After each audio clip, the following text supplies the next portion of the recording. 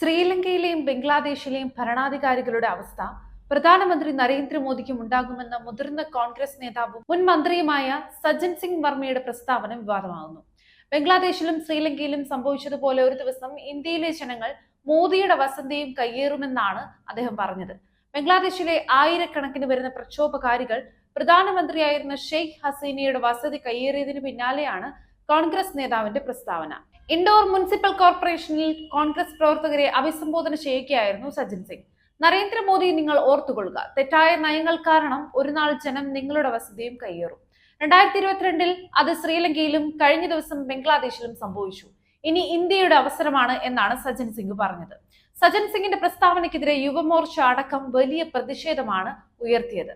വാക്കുകളിൽ ദേശവിരുദ്ധത നിറച്ച Congress നേതാവിനെതിരെ case register ചെയ്യണമെന്നാണ് ഇവരുടെ ആവശ്യം.